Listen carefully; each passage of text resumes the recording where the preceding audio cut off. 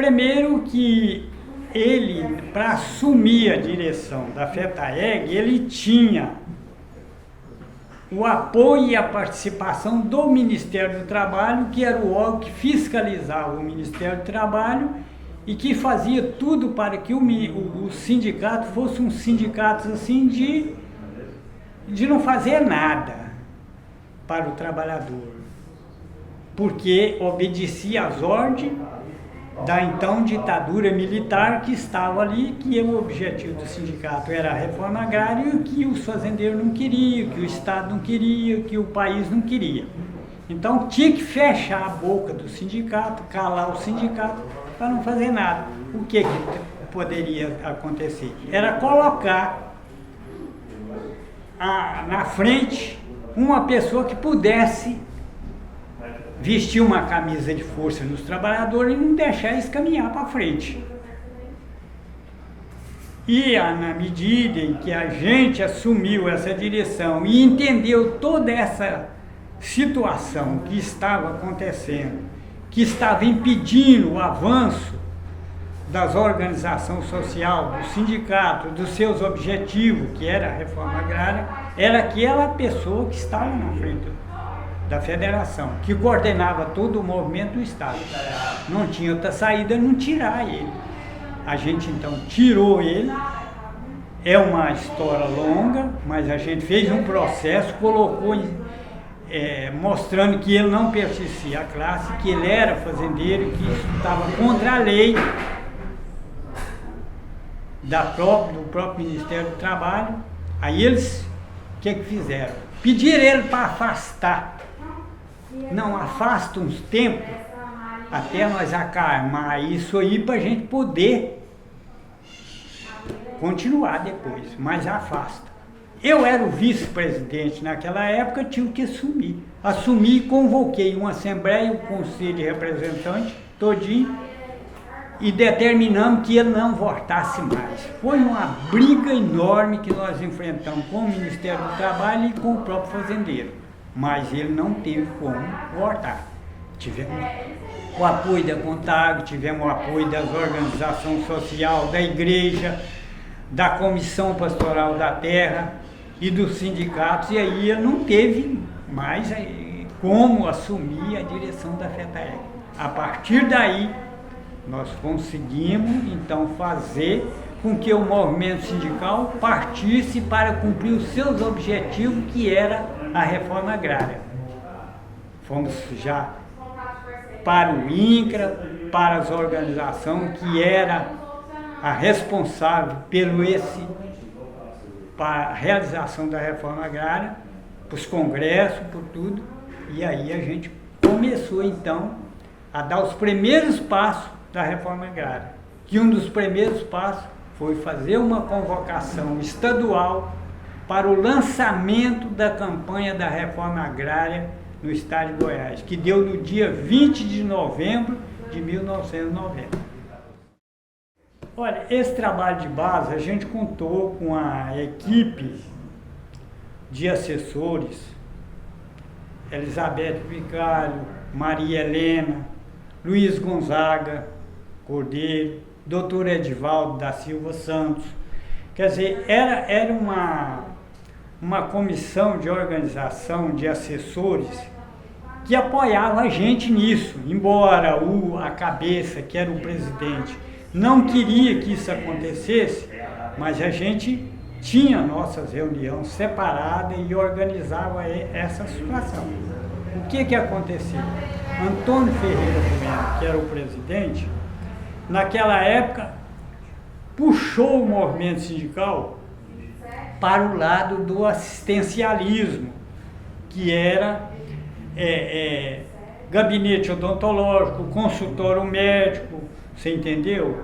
Era o fundo rural, era aposentadoria, essas coisas. Quer dizer, ele quis assim, puxar os trabalhadores para esse lado para mostrar que o sindicato tinha que ser aquilo.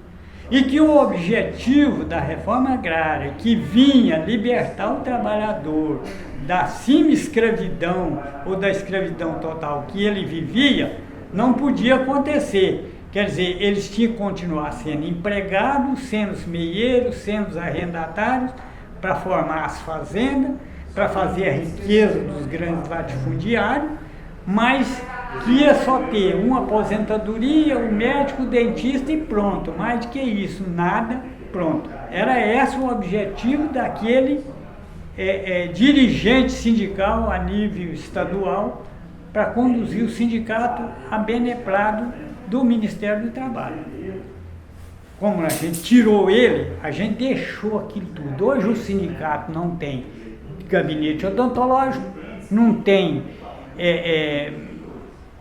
médico, não tem dentista, não tem nada disso, porque isso não é obrigação do movimento sindical, isso é obrigação do governo. Nós começamos a entender que isso era uma obrigação do governo, porque isso estava garantido numa Constituição Federal. Nós começamos a entender isso.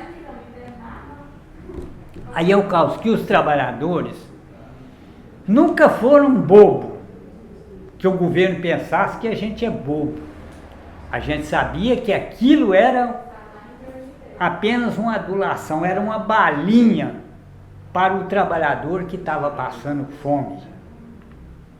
Aquilo era apenas uma adulação. Vocês têm médico, vocês têm dentista, vocês têm isso, têm aquilo outro, vocês não precisam querer reforma agrária.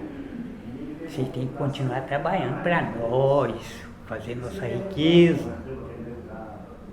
Nós não quisemos mais médico, não quis mais dentista, não quis mais direção de hospital. Nós tivemos 3 hospitais na direção do sindicato, abandonamos aquilo tudo. Convênio com o SUS para trazer médico, dentista, tudo, a gente deixou isso tudo de lado para ter a reforma agrária. Para fazer as organizações sociais, para fazer as greves, para ter melhores salários. A partir daquele momento que a gente assumiu a federação, nós começamos a fazer greve nos canaviais, fizemos várias greves, fizemos muitos dissídios coletivos, muitos contratos coletivos, colocamos mais dinheiro no bolso dos trabalhadores. Quer dizer, a gente mudou o rumo do movimento sindical, que era do assistencialismo, para um rumo de organização de classe e de direitos constitucional. Naquela época que Antônio Ferreira Bueno era presidente da FETAEG, nasceu no estado de Goiás uma chamada oposição sindical. Sim. Que me ajudou muito a ajudar na derrubada de Antônio Ferreira Bueno. Você entendeu? Era o sindicato de Itapuranga, sindicato de Anápolis, sindicato de Uruana, sindicato de Carmo do Rio Verde, você entendeu? Sindicato de Nova Veneza, e tinha mais sindicatos, tinha de várias coisas, de Minas Sul,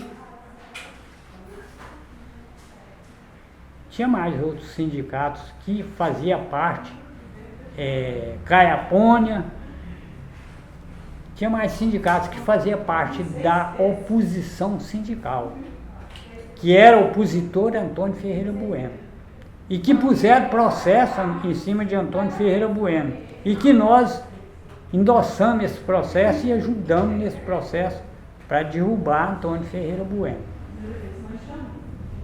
A partir daí a gente reuniu todos os sindicatos. Na medida em que derrubamos Antônio Ferreira Bueno, sindicato de...